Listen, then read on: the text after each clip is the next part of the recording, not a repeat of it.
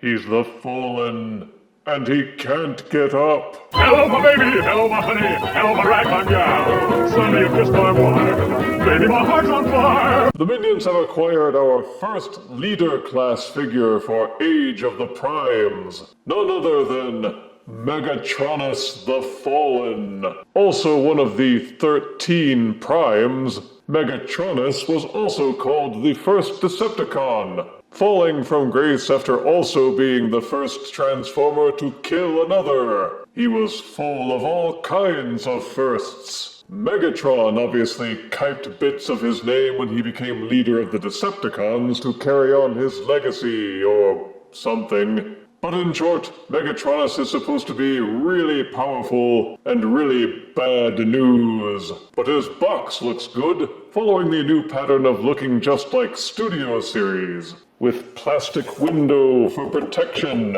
artwork of both modes, the feature bullet point list, Prime-centric art on the side panel, photos of both modes on the back, with lots of empty space, angry close-up on the other side panel. Now let's get Megatronus the Fallen out and see if we can lift him up.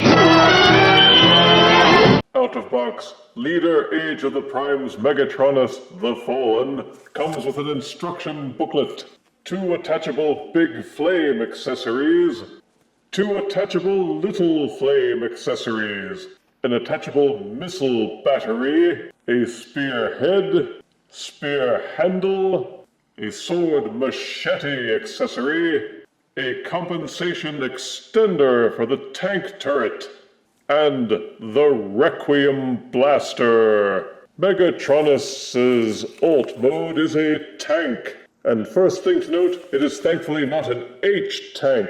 At least, not in the sense that the front and back treads have absolutely nothing joining them together, with the front and back totally empty. From underneath, Megatronus's front and back treads are joined together in the middle, with a spiky bridge connection. And thankfully, each tread has a token plastic wheel attached to it, giving him the ability to roll weakly and/or slide across level surfaces. Cursory glancing conveys that Megatronus is a solid tank of good size and heft. It's a very dark gray mixed with purples that have a very slight metallic sheen. There are some lighter gray-silver highlights, but the main thing that stands out are the yellowish-orange striped portions scattered across the tank. These seem to convey the impression that the entire tank is a furnace, with heat vents here and there to help cool him off. You're probably thinking, what kind of a tank is that? He hasn't even got a tank barrel. Well, that's what the Requiem Blaster is for. Simply lift up this portion at the back. An internal hinge allows it to extend outwards, re-clamp down. Then these struts up at the sides have open ports on the inside, which correspond to pegs on the sides of the Requiem Blaster. This process is familiar to you if you've handled Siege Megatron in any way. Plug the cannon in between these 2 struts, then angle them back down. Push both halves together so that both ports are connected. Even everything out and voila, there's your tank barrel. But Death, you say, that's kind of stubby and wussy, isn't it? Well, that's what the extender is for. Make sure that the sight is up on top, plug it into the front of the Requiem Blaster to complete the tank turret. And what about that little missile battery accessory? There's a port on the bottom. Peg over here. Plug those 2 together to give Megatronus even more imaginary firepower. He takes up a decent amount of space as a leader class figure and has a good amount of heft. My only gripe is that when you take a close look at the tank, you'll see it's not as solid as all that. Yes, it all tabs and holds together well, but there are breaks and gaps in the tank body. The turret can swivel left and right. It's also hinged at the back so it can raise and lower. But the cannon, which comprises the core of the turret, only plugs into the side portions at the back, so these parts at the side can easily be pushed out of alignment when handling the tank. And that's a shame because the side portions each have a slot here that could be used to anchor the cannon. But the cannon has no tabs to take advantage of them. Points deducted for not adding such an obviously simple fix. Boo! For accessorizing options, the tank turret has 4 open 5mm ports on the top. There's also an open port on the top of each tread at the front, as well as an open port on the side of each tread front. The big flame accessories can be plugged into these ports on top of the turret, so that he is racing with fire. The spearhead is done with flexible rubber plastic. Boo! But jam it into the big port at the front of the spear handle. Then the instructions have you using the smaller port at the base of the spear handle and the hole at the base of the hilt of the sword, plugging those together into a larger weapon, plugging the little flames into the side of the sword, then storing the whole thing on the side of one of the treads. Of course, you don't have to do it that way. You can store them pretty much any way that you think looks cooler. The front of the cannon has an open port for fire blasts. You can also remove the extender and still plug a fire blast into the front of the Requiem blaster. You can flip down the peg on the extender and plug that anywhere you like on the tank as an additional cannon. The ports can also be used for weapon storage. All of that means that Megatronus has plenty of space on the tank for plugging in all the included accessories, as well as any other weapons that you think may enhance his tankiness. To transform Leader Megatronus, first de-accessorize. Split open the sides of the turret and swivel them out. Fish out the Requiem blaster. Take out the extender, recollapse the blaster to compact it, set them aside for now, rotate the missile battery backward, do the same with the whatever those things were on the other side, spread those portions out a bit. It reveals a platform that's tabbed into the body of the tank. This entire portion is tabbed into the back. Untab it and lift it up. The platform is double hinged here. Untab and continue lifting it up so that it's rotated out of the way. Towards the back of the tank, you will see this fake platform here. These 2 flaps are tabbed in underneath. Untab and separate them. Fold them up and out of the way. With all these parts out of the way, you can take this extension, fold it up, tab it down, and these connecting parts between the front and back treads, untab and pull loose from the front tread. Fold these hinged portions inward to connect them into the robot thighs. What were the front treads of the tank, untab and swivel down, which allows the robot feet to fold up, refold and tab in the tank treads, and then this ugly flap here reverses and tabs into the side to reduce its profile. Flip him over, then rotate the shin portions forward, and the hip skirts which were tucked up inside now fold down. Turn your attention to the front treads. Each front tread tabs into these portions near the front of the tank, untab and fold them out. Then the cowling on top of the tread untabs and folds down on these hinges. Repeat for both sides. They rotate and invert. Then fold the cowling back down and retab them in place. On the underside of the treads you will see these grooves and these slots here. Those tab in place to compact the whole thing. And doing all of that releases these portions towards the front. There's a hinge here which unfolds and allows the entire assembly to be rotated. Then fold it back down, extend out these flaps to become the robot chest. The whole thing was kind of folded up like this. Extend it all down, rotate the robot head, and of course you don't want these tank treads just sticking up like that. They collapse and fold down. Then this whole curly-Q business folds up and tucks inside. Make sure that it still stays up and out of the way because you've got all this to deal with too. Look up in here. See these 2 little studs? There's 2 holes here. Fold everything up. Tuck this hinge up inside to become his spine. Then with this portion still angled down, make sure the tabs and slots inside line up, and eventually you will feel them click into place. Then you guessed it, these tabs at the front will now serve as anchors to tab in the robot chest. But uh-oh, he's backwards. Give the waist a 180-degree twist.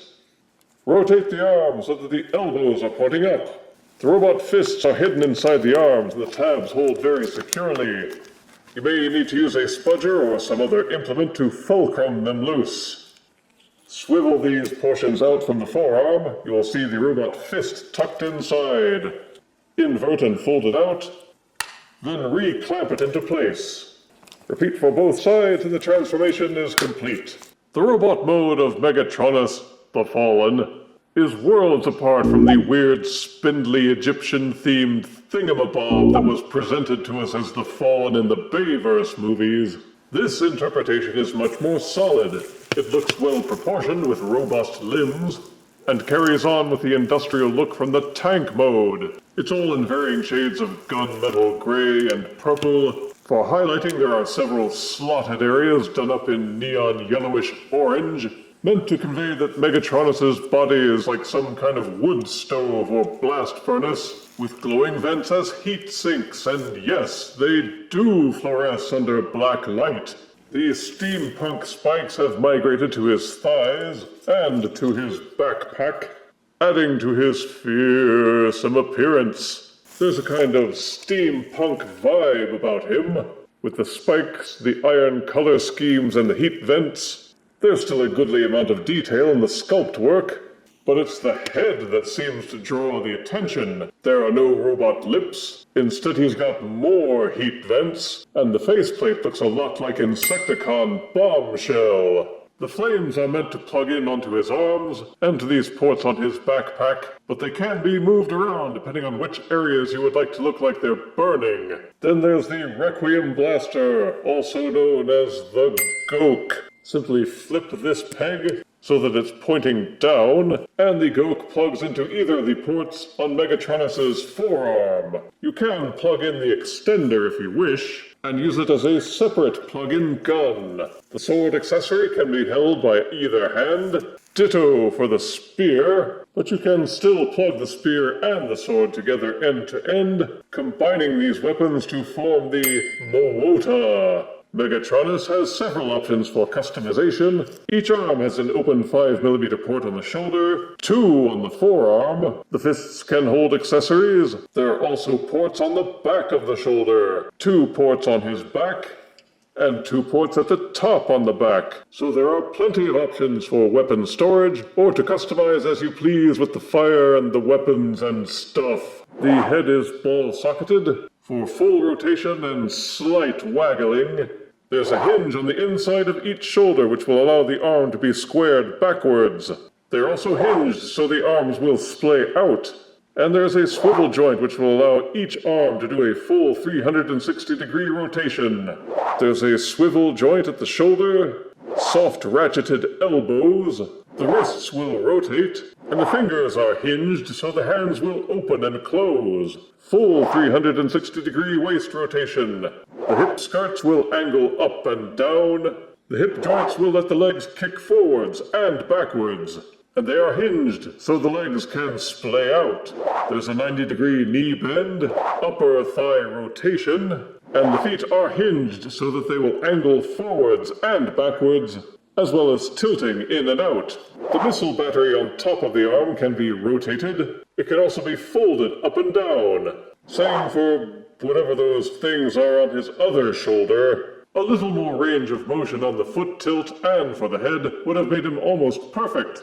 And I wish there was a 3mm port to use with figure stands so he could hold jumping poses. But as it stands, the articulation is robust enough to allow all kinds of cool poses, whether you prefer the Goke or twirling around the Mowota. Standing at about 7.5 inches and weighing 8.3 ounces, here is Age of the Prime's leader Megatronus, next to Netflix Voyager Megatron. Here he is next to Power of the Prime's Megatronus, right there. And here he is next to Legacy Leader Class Skyquake. Stop doing that! If you're fond of tank formers, Age of the Prime's leader Megatronus, the Fallen, will be something to watch out for. And not just because the figures in this line are selling well and hard to find. Positives are that it actually seems big and hefty enough to merit the leader price point. Both modes are mostly solid and hold together well. The heat vents and spiky bits look properly awesome. There's plenty of detail, plenty of accessories, and plenty of ports to use them with. The transformation isn't too hard, and you may have trouble deciding which mode you like the best. Negatives are the tank mode has quite a few gaps. The tank cannon could really use tabs near the front of the turret to anchor it. Better tilting at the feet and neck would have been easy additions to the engineering, and it's disappointing that they didn't take the time for either. But those are meager complaints in the face of such a nifty figure. And again, if you like tanks, you'll like this. I give Age of the Prime's leader Megatronus, the Fallen, 8 out of 10 deaths. Here's hoping they do even better for 86 Studio Series Megatron. If you refuse me, honey, you lose me. Then you'll be left alone, oh baby. Tell them all and tell me I'm your own.